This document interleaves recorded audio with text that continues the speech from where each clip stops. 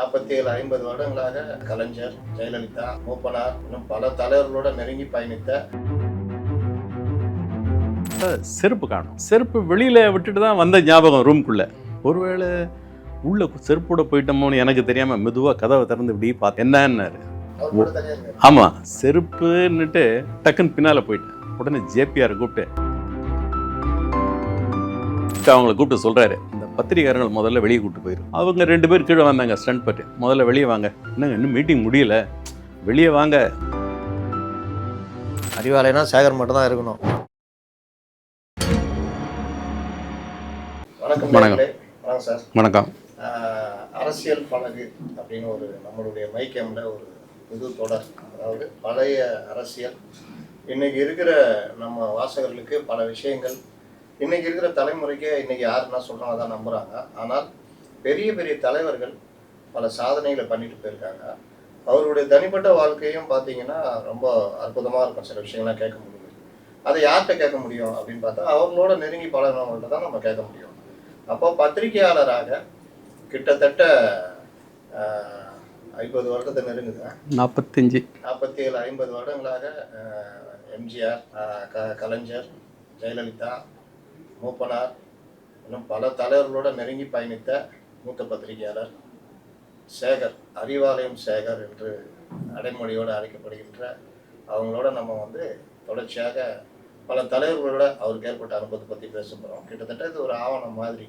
தலைவர்களை பற்றி அவங்களோட இருந்தவங்க சொல்லும் போது தான் நமக்கு பல விஷயங்கள் தெரியும். அதனால் அதை அவருடைய அனுபவத்தை உங்களுக்கு பகிர்வதில் பெருமை அடைகிறேன். வணக்கம் சார். வணக்கம். நன்றி எங்களுடைய இதுக்கு வந்ததுக்கு. நன்றி சார். நீங்கள் கிட்டத்தட்ட ஒரு சின்ன பத்திரிகையில் ஆரம்பித்து தொடர்ச்சியாக அலைவோசைன்றது இன்னைக்கு இருக்கிற தலைமுறைக்கு தெரியாது. அது ஒரு காலத்தில் எம்ஜிஆருக்கு ஆதரவாக, எம்ஜிஆர் வெளியில் வந்த பொழுது எம்ஜிஆருக்கு ஆதரவாக இருந்த பத்திரிகை அலைவோசைன்னு சொல்லுவாங்க. அதுக்கப்புறம் தான் கே கிருஷ்ணசாமி வந்த பிறகு தென்னகம் எம்ஜிஆருடைய பத்திரிகையாக மாறிச்சு. அது ஒரு இது அலைவாசியில் ஒர்க் பண்ணியிருக்கீங்க. ஆமாம். அதே மாதிரி சுதேசமித்திரன், பாரம்பரியமான பத்திரிகை சுதேசமித்திரன். அப்புறம் தொலைக்காட்சி, அப்போ இருந்த டிடி, மக்கள் செய்தி, டிடி,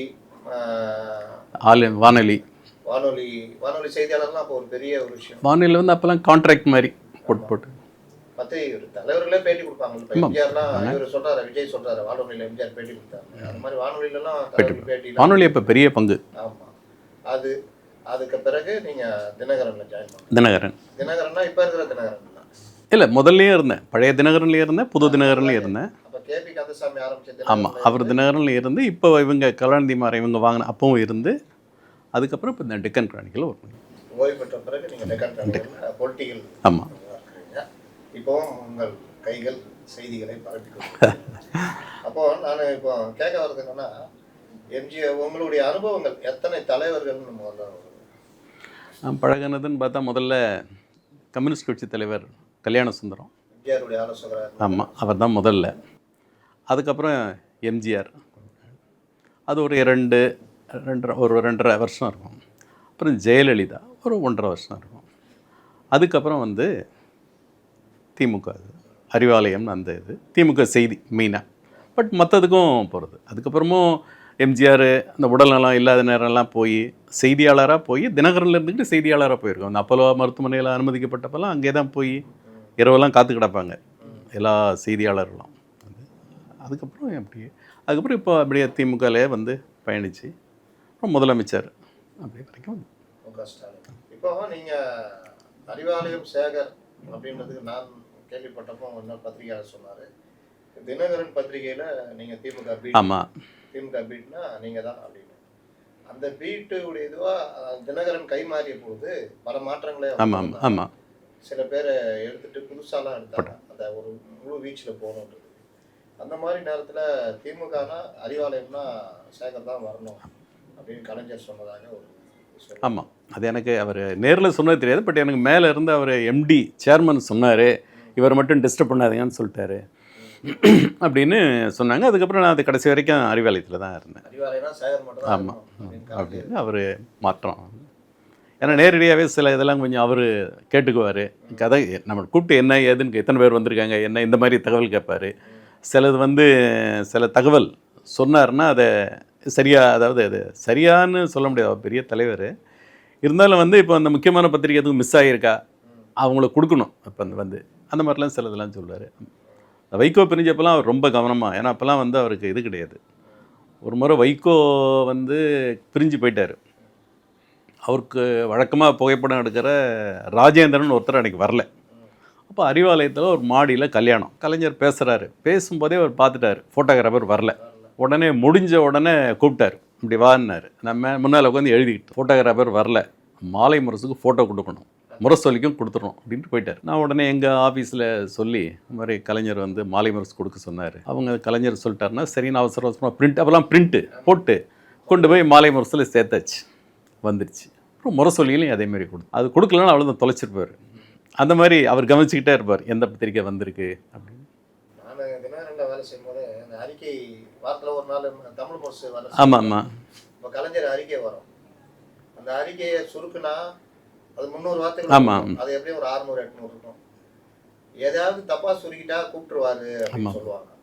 எனக்கு பயம், எல்லாமே முக்கியமாக இருக்க மாதிரி இருக்கும். லாஸ்ட்டில் அவர் சீஃப் ரிப்போர்ட்டை கொண்டு போய் சுரேஷ்ட சொல்லி, சார் எல்லாமே முக்கியமாக மாதிரி இருக்குது, எனக்கு சிக்கலாகிடணும் சார், நான் பார்த்துக்கிறேன்னு. அந்த மாதிரி அவர் ரொம்ப நுணுக்கமாக கவனித்து பத்திரிகை உண்டு உண்டு. ஒரு முறை பலராமன் மாவட்ட செயலாளர், அப்போ வட சென்னை திமுக ஒரு அவங்க மாவட்ட கூட்டம் போட்டு ஒரு தீர்மானம் போடுறாங்க, கவர்னர் மாளிகைக்கு ஒரு ஊர்வலம் போகணும் அப்படின்ட்டு ஒரு தீர்மானம். நான் அங்கே அறிவாலயத்தில் இருந்தனால என்கிட்ட அந்த தீர்மானத்தை சொல்கிறாங்க. நாங்கள் தினகரனில் பெருசாக போட்டாச்சு, பழைய தினகரன். முரசொலியில் வரல, பெருசாக போட்டாங்க. கிண்டி கவர்னர் மாளிகை நோக்கி திமுக ஊர்வலம் வரல. இவர் காலையில் பேப்பரை பார்த்துட்டு பயங்கரமாக கோபிச்சுக்கிட்டாரு, பலராமனை கூப்பிட்டு திட்டியிருக்காரு. அவர் அந்த ரிப்போர்ட்டர் சொன்னால் அவர் கொடுக்காம விட்டாருன்ட்டு. அது என்ன தான் சொல்லிட்டார், இந்த தினகரன் சேகர்கிட்ட சொல்லிட்டேன். உடனே அவரை வர சொல்லு, வந்து என்னை பார்க்க சொல்லு அப்படின்ட்டு. இவர் உடனே நான் வழக்கம் போல் மெதுவாக 10:30 மணிக்கு அப்படி மெதுவாக போகிறேன். போனால் அவர் கூப்பிட்டு, ஏன்பா தலைவர்கிட்ட சொல்லிட்டேன், திட்டினா வாங்கிக்க, பேசாமல் என்ன போய் மாட்டி விட்றாத அப்படி. பலராமன் உடனே என்ன போய் மாட்டி விட்டீங்களேன்னு நேராக உள்ளே கூப்பிட்டார். தலைவர் கூப்பிட்டாருன்னு உசேன் வந்து, வணக்கம், என்னையா முரசொலியெல்லாம் உனக்கு பத்திரிக்கை தெரியாதா அப்படின்னு. இல்லைங்க பேசாத, ஒரே இல்லைங்க திரும்பி பேசாத, உடனே தொலைச்சிருவேன், உள்ளே நுழைய விட மாட்டேன் அறிவாலயத்தில். முரசொலி கூட கொடுக்க மாட்டியா நீ? இல்லைங்க எனக்கு சொல்லவே இல்லை, காதலே வாங்க மாட்டேங்கிறார். உடனே எனக்கு என்னடா அதுன்னு ரொம்ப அப்செட்டு. உடனே அவர் இப்போ சிஎம்மாக இருக்கார், அப்படி மெதுவாக வாங்கன்னு கூப்பிட்டு வந்துட்டார் வெளியில். கூப்பிட்டு வந்து சரி விடுங்க. நான் இந்த பக்கம் வந்து அந்த டெலிஃபோன் ஆப்ரேட்டர் வந்து அங்கே உட்காந்துட்டேன். முதலாளி கூட நம்மளை இவ்வளோ திட்டலையே, ரொம்ப திட்டாரு, என்ன கோபமாக வர சொல்லிட்டார். அப்புறம் எல்லோரும் வந்தவங்க இந்த கிட்டு இவங்களாம் அப்படி தம்பா தலைவர் அப்படி தான் சொல்லுவார், அடுத்த வருஷம் மறந்துடுவார் சரின்ட்டு நானும் அப்படியே இருந்துட்டேன். அப்புறம் கிளம்பும்போது அந்த மரத்தடியில் எல்லோரும் நிற்போம், அவர் ஏதாவது திடீர்னு பேட்டின்னு கூப்பிடுவாருன்ட்டு. என்ன நினச்சார தெரில, இப்படி வான்னாரு. கிட்ட போன ஒரு தட்டு தட்டிட்டு அப்போது எல்லாம் சரியாக போச்சு, ஸ்டார்ட் பண்ணிட்டு. அந்த மாதிரி அவருடைய இது, அது ஒரு பெரிய அனுபவம். எம்ஜிஆர் பற்றி விஜய் அவருடைய 3ஆம் ஆண்டு துவக்க விழாவில் ஒரு விஷயம் பேசினார். அதாவது எம்ஜிஆர் பத்திரிகையாளரில் சந்திச்சதில்லை, அதாவது இவர் சந்திக்க காரணம் எம்ஜிஆரையும் இழுத்து கூட சேர்த்துக்கிறாங்க. ஏன்னா அவர் நடிகராக வந்தவரான், இவரும் நடிகராக வந்ததுனால இவர் என்னென்ன பண்ணுறாரோ அதெல்லாம் அவரை சேர்த்துக்கிறார். அப்போ நமக்கே தெரியும் எம்ஜிஆர் பத்திரிகையாளர் சந்திச்சார். இதை நான் சொல்கிறத விட எம்ஜிஆரை பேட்டி எடுத்த, எம்ஜிஆருடைய இதெல்லாம் செய்தி சேகரித்த ஒரு மூத்த செய்தியாளர், நீங்கள் சொன்னால் கரெக்டாக இருக்குங்களா? கண்டிப்பாக. ஆனால் எம்ஜிஆர் வந்து பத்திரிகையாளர் ரொம்ப மதிப்பார், ரொம்ப நேசிப்பார். பர்சனலாகவே அவங்க பத்திரிகையாளரை சந்திப்பாரான்னு கண்டிப்பாக சந்திப்பார். அதாவது முக்கியமான கூட்டங்கள், பொதுக்குழு நிச்சயமாக சந்திப்பார். அப்புறம் வந்து அந்த கட்சி ஆஃபீஸில், லைட்ஸ் ரோடு கட்சி ஆஃபீஸில் அவரை முக்கியமாக ஆண்டு விழா அந்த மாதிரி நேரத்தில் பார்ப்பார். கோட்டையில் ஒவ்வொரு காலகட்டத்துலேயும் சில நேரம் அமைச்சரவை கூட்டம் இல்லை பொதுவானது கூப்பிட்டு வைப்பார், கண்டிப்பாக பார்ப்பார், பேசுவார். அப்போல்லாம் பத்திரிகை மொத்தமே ஒரு 15 பேர் தான் இருப்பாங்க, எல்லாம் பிரிண்ட்டு தான். நல்லா தனிப்பட்ட முறையிலே பேசுவார், என்ன ஏது. இப்போ என்னால் ஒரு அம்மா இருக்காங்களான்னாரு, இருக்காங்க அப்படின்னு. ஏன்னா அப்போது கொஞ்சம் இந்த ஜிம்முக்கெல்லாம் போய் கொஞ்சம் உடம்பெல்லாம் அதை வச்சுன்னு நல்ல ஒரு தட்டு தட்டி உடம்பு நல்லா வச்சுக்க அப்படின்னாரு. அந்த மாதிரிலாம் ஒவ்வொருத்தரையும். ஒரு மோகன்ராஜ்னு ரிப்போர்ட்ரு, அவர் ஒரு வாட்டி நடமாடவே முடியல, பாதுகாப்பு இல்லையே நாட்டில் நீ எல்லாம் சொல்கிறாங்களேன்னு. நீங்கள் எங்கே வீடு எங்கேன்னாரு. அண்ணா நகர்னு. அண்ணா நகர்லேருந்து இங்கே பாதுகாப்பாக தானே வந்திருக்கீங்க, திருப்பி இங்கேருந்து பாதுகாப்பு தானே போவீங்கன்னாரா. பயந்துட்டார் அவருக்கு, எம்ஜிஆர் ஆச்சு. அப்புறம் வெளியில் வந்து சிரிச்சுக்கிட்டு நல்லா பேசுவார். ஒரு அப்போல்லாம் வந்து அந்த இவர் எதுனா கல்யாணம், இந்த அண்ணாவில் ரங்கநாதன் ஒருத்தர் இருப்பார், மக்கள் குரலில் அந்த சுப்பிரமணி அவர், அந்த பாலகிருஷ்ணன் நீதியின் குரல் இருப்பார். இப்போ நான் வந்து முதல்ல மக்கள் செய்தி, அப்புறம் தினகரன் அப்படின்னு இப்படி ஒவ்வொரு பத்திரிக்கை, அந்த ஆனந்தன் எல்லாமே நிறைய பேர் இருந்தாங்க. யுஎன்ஐ பிடிஐ, யுஎன்ஐயில் இந்த கேஎஸ் வெங்கட்ராம, சரி பிடிஐயில் வெங்கட்ராம, யுஎன்ஐயில் இந்த குப்புசாமி, இந்த கேவி நாராயணன் இவங்களாம் இருப்பாங்க. இதெல்லாம் நல்லாவே அவங்களாம் பர்சனலாகவே பழகிடுவாங்க. நாளைக்கு பேட்டின்னா கரெக்டாக எல்லாம், இப்போ ஃபோன்லாம் கிடையாதுல்ல, எல்லாமே கரெக்டாகவே உட்காரும். ஆஃபீஸில் தான் தகவல் சொல்லுவாங்க. முதல்ல அவர் எதனா எம்ஜிஆர்கிட்ட மட்டும் சாப்பிட சொல்லுவார். பேட்டினை கூட முதல்ல கேக்கு ஏதாவது சாப்பிட்டா தான் பேட்டி. இல்லை சார் 12 ஆகி போச்சு சார், ஈவினிங் பத்திரிக்கைன்னா முதல்லாம் கிடையாது, சாப்பிட்டா தான் பேட்டி, இல்லைன்னா வேண்டான்றார். அப்போ ஏதாவது அவசரம் சாப்பிடுவாங்க. ரொம்ப மதிப்பார். அது மாதிரி வெளியூர்லாம் ரொம்ப கவனமாக பார்ப்பார். சாப்பிட்டாங்களா, சாப்பிடும்போது வந்து பார்ப்பார், எல்லா ஐட்டங்களும் வச்சுருக்காங்களா, இல்லை சும்மா தலைவரை மட்டும் கவனிச்சுட்டு மற்றவங்கள விட்டுருவாங்கன்னு அவர் கடைசியாக தான் சாப்பிடுவார். அப்படியே சாப்பிடும்போது அப்படியே கை கட்டி இதில் ஒன்றுமே இல்லையே என்னாச்சு அப்படிம்பார். அந்த மாதிரி ரொம்ப கவனிப்பார். ஆமாம், முதல்ல பத்திரிகையாளர்களை சாப்பிட சொல்லிடுவாங்க. ஏன்னா தலைவர் திட்டுவாருன்னு நம்மளை அவசர அவசரமாக கூப்பிட்டு உட்கார வச்சுருவாங்க. டூர் போகும்போதுனா ஒரு தடவை அவர் தமிழ்நாடு பூரா டூர் போய்ட்டு வந்து 23 நாள் ஆகும். போயிருக்கேன் 2 தடவை, நான்லாம் 2 தடவை. அப்போல்லாம் சாதாரண வேனுங்க, இந்த எங்கள் தங்கத்தில் அந்த வேன் போவோம். ஆமாம், அந்த ஒரு சாதாரண வேன், அதில் எம்ஜிஆர் அந்த பாக்ஸ் வச்சு, அந்த வேனை தான் அதை கொஞ்சம் மாற்றி உள்ளே ஒரு இரும்பு சேர் மாதிரி போட்டு அந்த இதில் கம்பியில் போட்டு கட்டி அது மேலே தான் ஏறி நிற்பார். ஏறி நீர் இப்படி இப்படி இப்படி கும்பிட்டு ஓட்டு கேட்டு வருவார். அப்போல்லாம் இந்த மாதிரி இந்த ஹைட்ராலிக் இதெல்லாம் கிடையாது. பணம்னா யாராவது ஆரத்தி எடுக்கிறவங்களுக்கு, அவங்க ரொம்ப சில நேரம் திடீர்னு நிற்பார், வண்டி போய்கிட்டே இருக்கும். யாராவது ஒருத்தர் அந்த வயசானவங்க அந்த மாதிரினா வண்டியை நிறுத்த சொல்லுவார். என்ன பண்ணுறாங்க, ஐயா அது மாதிரி வணக்கம் ஐயா அப்படின்னு கேட்பாங்களே, விவசாய வேலை செய்கிறவங்க பசங்க இருக்காங்களா, என்ன பண்ணுறாங்க, அவங்க பார்த்தோன்னா பாதி பேர் அழத்தான் செய்வாங்க. உடனே கையில் காசு கொடுப்பாரு, கொடுத்து உங்கள் பையன் என்ன பண்ணுறான் அப்படின்ட்டு எல்லாம் கேட்பார். சரி சரின்ட்டு அதுக்கப்புறம் ஓடிடுவார். எல்லாம் பின்னால் ஓடிடுவாங்க கூட்டம். ரொம்ப நல்லா கவனிப்பார். குறிப்பாக பத்திரிகையாளர்கள் கட்சிக்காரங்களும் ரொம்ப நல்லா கவனிப்பார். டூரில் ஒரு முக்கியமான இடங்களில் தங்குவார். இந்த மதுரைனா பாண்டியன், இதுனா சேலம்னா துவாரகா, இந்த மாதிரி ஒரு சில ஹோட்டல் வச்சுருப்பார். தங்கினாருன்னா கூப்பிட்டு கேட்பார். இப்போ தங்கினார், நைட்டு மீட்டிங், அப்போல்லாம் டைம் கிடையாதுல்ல, 12, ஆமாம் 12 1 மணி கூட ஆகும். அதுக்கப்புறம் பத்திரிகையாளர்லாம் ஓடி போய் அந்த போஸ்ட் ஆஃபீஸில் போய் அந்த போஸ்ட் மாஸ்டரை எழுப்பி ட்ரங்க் கால் புக் பண்ணி லைட்னிங் கால் போட்டு நியூஸை சொல்லணும். சொல்லி படுக்கிறதுக்கே மணி 1 2 3 ஆகிடும். ஆமாம், அது வந்து பெரியது. அந்த மாதிரி நிகழ்ச்சிகள்லாம் தொகுத்து கொடுக்கறது. அந்த இல்லை லோக்கல் ரிப்போர்ட்டர் வருவார், அவர்கிட்ட கொடுத்தா அவர் கொடுத்துருவார், அங்கேருந்து அனுப்பி வச்சுருவார். ஆமாம், அது கொடுத்துருவோம் வந்துடும். ஆமாம், அது இந்த ரோல் அப்போல்லாம் வந்து இந்த தானே ரோல் ஃபிலிமு. அந்த மாதிரி அவருடைய இது வந்து மீட்டிங் முடிவே காலையில் எல்லாம் எழுந்து அப்போ தான் டிஃபன்லாம் சாப்பிட்டு வந்தால் உட்காந்து என்ன சொல்கிறாங்க, எப்படி இருக்குது அப்படி கேட்பார். ஒரு தடவை சேலத்தில் மீட்டிங் முடித்து எல்லாரையும் கூப்பிட்டு வச்சு சுற்றியெல்லாம் உட்காந்துருக்கோம். நாங்களாம் டூர், அவருடைய ஒரு ஸ்பேர் கார் அதில் தான் கூப்பிட்டு போவார். அதுவும் 477 தான். ஆமாம், 2 வண்டி இருக்கும் 477. ஒன்று அதில் போவார், ஒன்று வந்து ஸ்பேர்.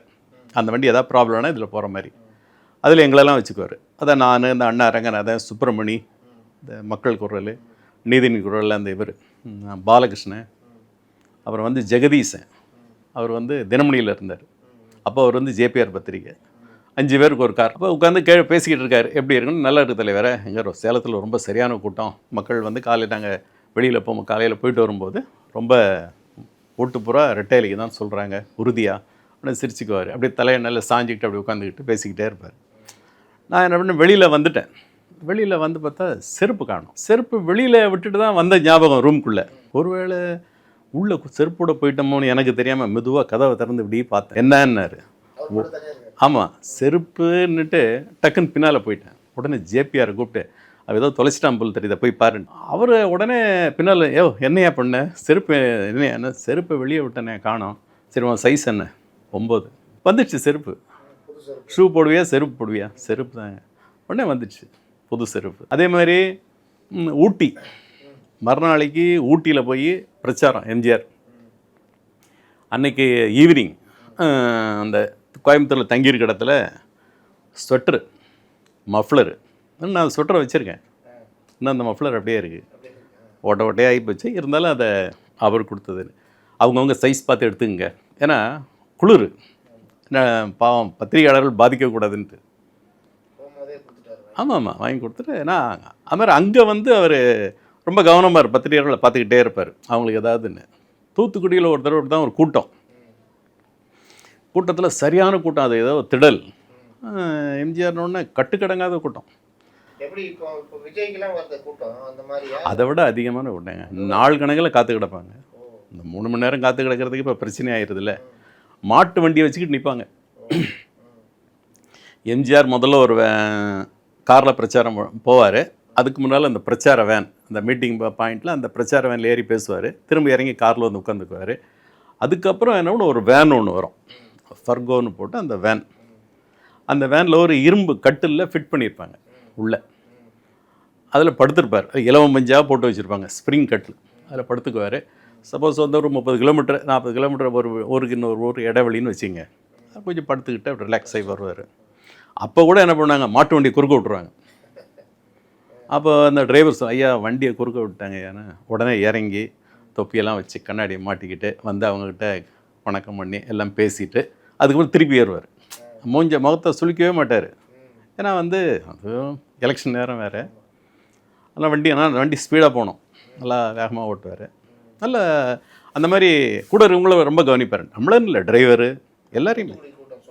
தூத்துக்குடி கூட்டம் அப்படி தான். மீட்டிங் எம்ஜிஆர் பார்த்துட்டாரு, கூட்டம் ரொம்ப ஓவராக இருக்குது, என்ன செய்கிறது, இவங்க எப்படி பத்திரிகையாளர்களை கூட்டு போகிறதுன்ட்டு அங்கே இருக்கிற 2 பேர் இந்த ஸ்டண்ட் பார்ட்டிக்காரங்க தான் கூட வருவாங்க. இது வந்து நான் சொல்கிறது முதலமைச்சராக இருந்து ஆட்சி கலைச்சாங்கல்ல, அந்த நேரத்தில் ஒரு 7-8 மாதம் அப்போ தான் அவர் தனியாகவே போவார். அதுக்கு முந்தி சிஎம் அவங்க வந்துடுவாங்கன்னு வச்சுங்க.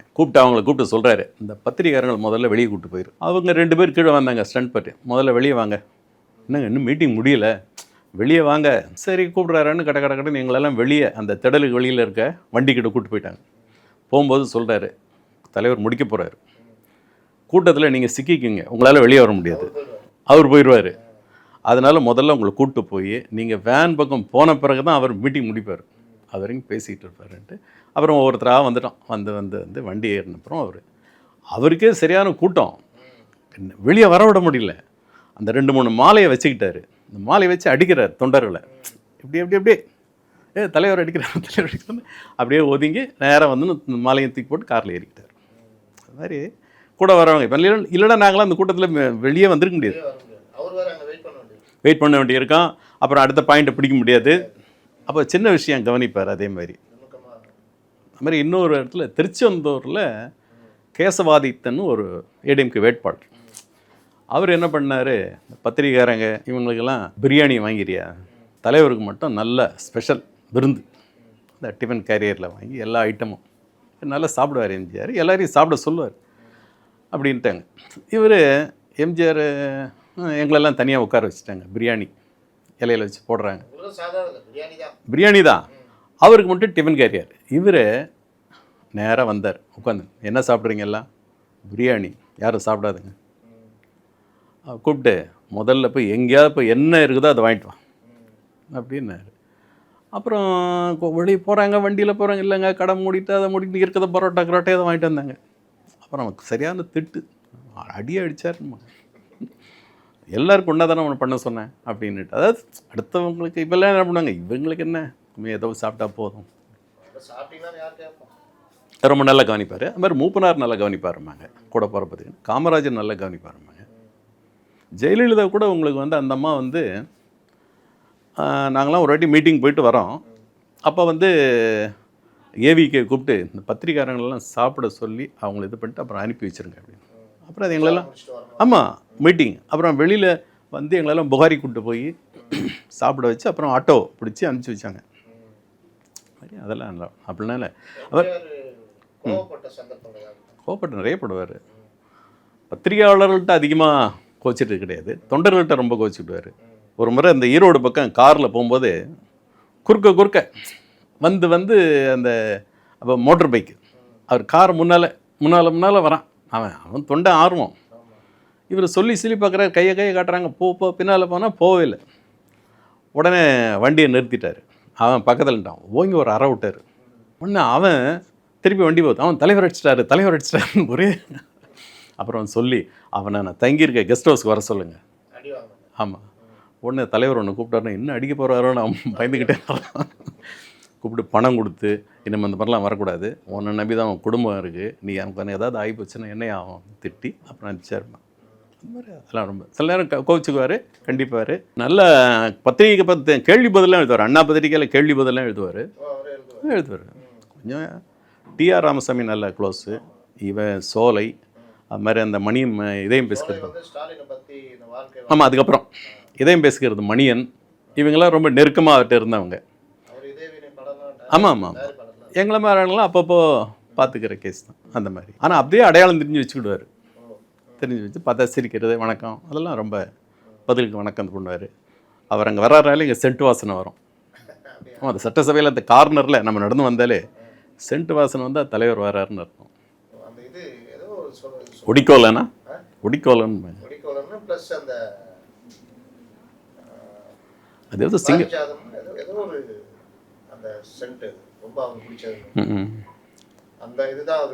விரும்பி சந்தன கலர் சட்டை. ஆமாம், வெள்ளை கூட ரொம்ப அவாய்ட் பண்ணுவார். சந்தன கலர் தான் நான் நிறைய பார்த்துருக்கேன். தொப்பியும் அதே மாதிரி கொஞ்சம் ஷேடு மாறி இருக்கும். அதில் கொஞ்சம் பிளாக், கொஞ்சம் அது ஒயிட்டில் லேசாக பிளாக் இருக்கும், லேசாக எல்லோ இருக்கும். 2-3 தொப்பி வச்சுக்கிட்டார். அது மாதிரி அவருடைய பத்திரிகையாளர்லாம் நல்லா சந்திச்சிருக்காரு. ஒரு தடவை சத்யா ஸ்டுடியோவில் ஒரு பொதுக்குழு, நான் இந்த இவர் அது என்ன KS வெங்கட்ராமன் அவர் எல்லோரும், அந்த இவர் நம்ம அண்ணா ரங்கநாத் எல்லாருமே நடந்து போய்கிட்டு இருக்கோம். அந்த அடையார் அப்போ சத்யா ஸ்டுடியோ தாண்டி அந்த பக்கம் தானே பஸ் ஸ்டாண்டு. இவர் போகிறவர் வீட்டுக்கு ராமவரம் தோட்டம் போது வண்டி நாங்கள், ஆமாம், அந்த பிரிட்ஜை தாண்டி நாங்கள் போய்கிட்டு இருக்கோமா, வண்டியை நிறுத்திட்டார். எங்கே போனோம் எல்லோரும், எங்கே நாங்கள் அப்படியே ஆஃபீஸ் போவோம், இறக்கி விட சொல்கிறேன். இல்லை வேண்டாம், நாங்கள் போய் எங்கே இருக்க டீ ஏதாவது கொடுத்துட்டு அப்படி போவோம். அதுக்குள்ளே சிஎம் வண்டி நிற்கிதுன்னு பின்னால் வந்துட்டாங்க எல்லாம், எங்கே கான்வை. அப்புறம் அதுக்குள்ளே இல்லை KSV சொன்னார், சார் என்ன சார் உங்களை தனியாக கேட்குறாருன்னு. டெல்லிக்கு வந்தால் நான் அவரை போய் பார்ப்பேன்பா, டெல்லிக்கு ரிப்போர்ட்டராக வந்தார்னா ப்ரெஸ் மீட்டு கொடுக்க முன்னாலே என்கிட்ட சும்மா பேசிக்கிட்டு இருப்பார். எப்படி டெல்லியில் என்ன ஏது, நம்ம தமிழ் பத்திரிகையாரங்க எப்படி இருக்காங்க, என்ன இன்றைக்கி என்ன சப்ஜெக்ட், அங்கே என்ன அரசியல், அதெல்லாம் கேட்டுக்கிடுவார். ரெண்டாவது சில கேள்வி தமிழில் சொன்னால் அது அவங்களுக்கு புரியாது, நான் ஹிந்தியில் அவங்களுக்கு சொல்லுவேன் அந்த பத்திரிகாரங்களுக்கு, இந்த இங்கிலீஷ் பத்திரிக்கை அந்த மாதிரி. அது மாதிரி இந்த இதெல்லாம் கூட ரொம்ப தனிப்பட்ட முறையிலையும் விசாரிப்பார். இந்த ஆனந்தன் இவங்கெல்லாம் ரொம்ப நிறைய பேர் உதவி செஞ்சுருக்காரு. ஒய்ஃபுக்கு உடம்பு சரியில்லை அந்த மாதிரி இதெல்லாம் நிறைய பண்ணியிருக்காரு. பில் அப்படியே ஏற்றுக்குவாங்க, மொத்த பில் அப்படியே அனுப்பு அப்படின்றாரு. நேரடி ஆஸ்பத்திரியிலேருந்து நேராக கூப்பிட்டு அனுப்ப சொல்லிடுறாங்க. UNIPT தான் அப்போ ரொம்ப கோலோச்சும் பத்திரிகையில், ஏன்னா அவங்க தான் நேரடியாக நேஷ்னல் லெவலில் உடனே போயிடும். அதனால் அந்த பத்திரிகையாளர்லாம் வருவாங்க, அவங்க தான் பேட்டியில் நிறையா இருப்பாங்க. மற்ற இதெல்லாம் கோவப்படுத்திருக்காங்க. ஒரு தடவை ஒரு நிருபர் இந்த கண்ணாடியை பற்றி ஏதோ அவரை பற்றி கண்ணாடி பற்றியில் ஏதோ தகவல்,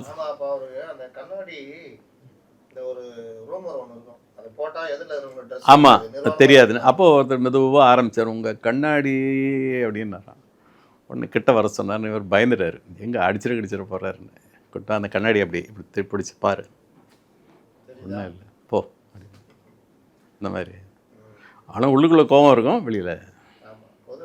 ஆமாம், தனிப்பட்ட முறையில் ரொம்ப இந்த கடிஞ்சிக்கிட்டு வரும்பாங்க, ஆனால் அடுத்த நிமிஷம் சரியாகிடுவார். அதெல்லாம் அவருடைய இது.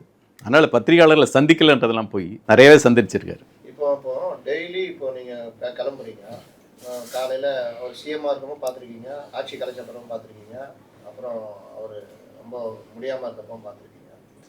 அப்போ ஒரு வாரத்தில் உங்கள் ஷெட்யூலில் இன்னைக்கு சிஎம் பார்க்க போகிறாரு, இன்னைக்கு எம்ஜிஆரை பார்க்குறோம் அப்படின்ற மாதிரி எப்படி இருக்கும்? முதல்ல சொல்லிடுவாங்க, நாளைக்கு தலைவர் அங்கே நிகழ்ச்சிக்கு போகிறாரு, ஒரு பேட்டி இல்லை அந்த இடத்துல இந்த பேசுவார், மீட்டிங் பேசுவார், இன்னும் எல்லாம் போய் அங்கே உட்காந்து அதை எடுத்து ஆஃபீஸில் கொண்டாந்து கொடுக்கணும். திடீர் பேட்டி ஏதாவது கொடுத்துருக்காரா? திடீர்னு கூப்பிட்டு வாங்க உட்காரு. திடீர்னு அதுவும் கொடுத்துருக்காரு. இப்போ சப்போஸ் வந்து ஒரு பொதுக்குழு அந்த மாதிரிலாம் எல்லாம் போய் சூழ்ந்துக்குவாங்க. அப்போ 2 வார்த்தை சொல்லுவார். மீதி வேணால் அவர் யாராவது கூட இருக்கவங்க சொல்லுவாங்க. நாவலர் சொல்லுவார், இவர் சொல்லுவார், தீர்மானம் அது எதுன்னு அந்த மாதிரி சொல்லுவார். சிலது அவரே சொல்லுவார். அந்த ஆட்சியை கலைச்சப்பெல்லாம் நிறைய வாட்டி பார்த்துருக்காரு. ஆட்சியை கலைச்சிட்டாங்க.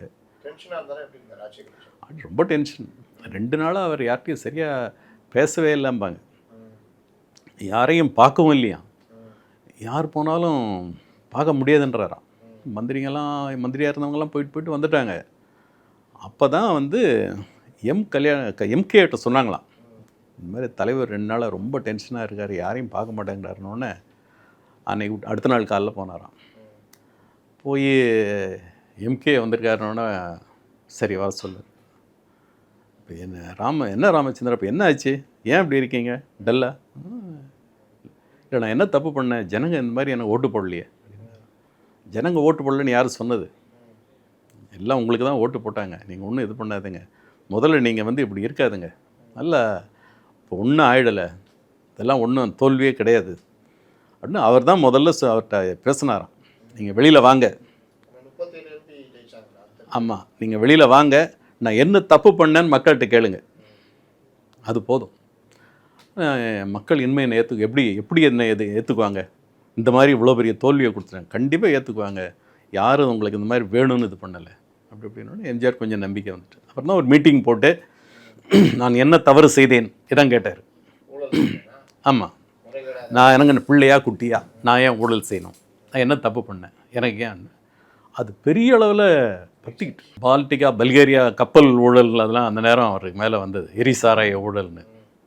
ஆனால் இது கேள்வி கேட்டோம்னா அது எல்லாமே அடிபட்டு போச்சு. அடுத்த எலெக்ஷனில் ஜெயிச்சிட்டார். ஆமாம், 33% காங்கிரஸ், 22% டிஎம்கே. ஆமாம், அப்போ வந்து முதலமைச்சர் வெற்றினே முடிவு பண்ணிட்டாங்க. ஆமாம் ஆமாம், ஜெயிச்சாச்சுன்னு கிட்டத்தட்ட ஆல்மோஸ்ட் எல்லாம் ஏற்பாடு ரெடி. எம்ஜிஆர் மக்கள் தீர்ப்பு ஏற்றுக்குவேன் அப்படின்னாரு. அந்த கடைசி பிரச்சாரம் முடித்த உடனே இந்த சூளமேடு அங்கே தான் எங்கே மக்கள் என்ன தீர்ப்பு கொடுக்குறாங்களோ அது தலைவனையும் ஏற்றுக்கொள்வேன் அப்படின்னாரு. ஜெயிச்சிட்டார்.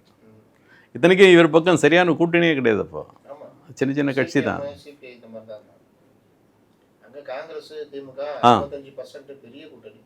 ஏன்னா அதுக்கு முந்தி 3 மாதம் முன்னால் அவங்க எம்பி எலெக்ஷனில் பெரிய வெற்றி.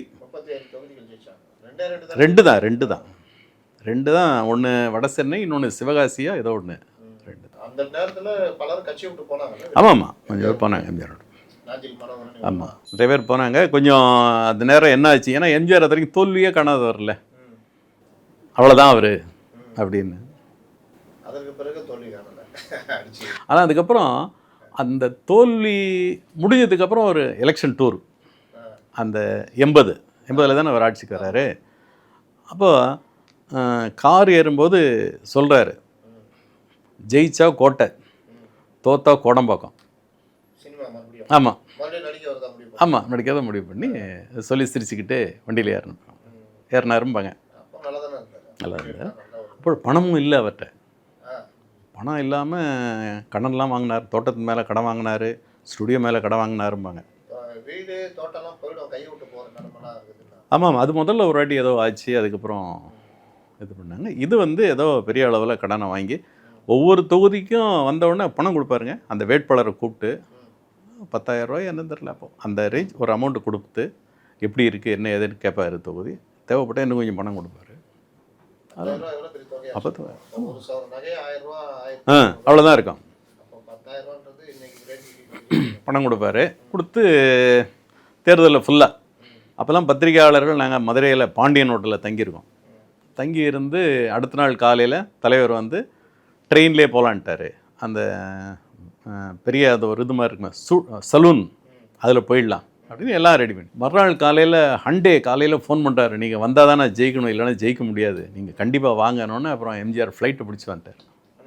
எல்லாம் எங்களெல்லாம் வந்து நீங்கள் வந்து மெட்ராஸ்க்கு இவங்களெல்லாம் கூப்பிட்டு வந்து என்னை பார்த்துட்டு தான் வீட்டுக்கு போகணுன்ட்டார். அப்போ நாங்கள் போய் பார்த்தோம். ஒரு நல்ல பெரிய அனுபவம், பல விஷயங்கள் சொன்னீங்க. இன்னும் கூட பேச வேண்டியது எவ்வளோ இருக்குது. மழை திறந்த வெள்ளம் போல் அதெல்லாம் இப்போ நீங்கள் பேச அப்படி.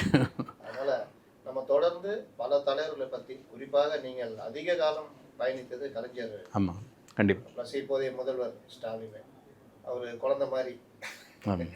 அவருக்கு எப்படி கோபம் வரும் முதல்வர் ஸ்டாலினுக்கு, எப்படி கோச்சிக்குவார்ன்றதெல்லாம் பல தடவை ஐயோ சொல்லியிருக்கீங்க. ஐயோ. அந்த மாதிரி தானே ஒரு வெள்ளந்தியான ஆள்னு சொல்லுவாங்க. இன்னும் நீங்கள் விஜயகாந்த்ல இருந்து பலரையும் பார்த்துருப்பீங்க. விஜயகாந்த் பெரிய அளவில் விஜயகாந்த் நெருக்கம் இல்லை. சொல்லுவேன், ரெண்டே பேட்டி தான் போனேன். ஒரு பேட்டி அந்த கோட்டையில் கோச்சிக்கிட்டாரு, பால் எல்லாம் ரொம்ப கோச்சிக்கிட்டார். நாத்திகம் பாலுக்கு அப்புறம் வாக்குவாதமே வந்துடுச்சு. அதனால் பல தலைவர்களோட தொடர்புல நம்ம அடுத்தடுத்து விஷயத்தில் பேசுவோம். இது இன்னைக்கு இளைய தலைமுறைக்கு அவர்களை பற்றி தெரிஞ்சுக்கிறதுக்கு ஒரு நல்ல இதுவாக அமையும். இல்லை, அதாவது எம்ஜிஆர் பத்திரிகையாளர்களை பார்க்கலன்றது வந்து ஒரு தவறான தகவல் தான். அதனால் பாசத்தோடு வச்சுருவார், பாசத்தோடு வச்சுருப்பார், நல்லா கவனிச்சு அதுவும் செய்வார். தேவையான உதவிகளையும் செய்வார். குடும்பத்தில் பிரச்சனை, வீட்டில் பிரச்சனை, மருத்துவ உதவியாக உடனே போய் பார்த்துருக்காங்க. நிறைய பேர் போய் பார்த்துருக்காங்க. அடுத்த ஒரு இதில் சந்திப்போம். வணக்கம்.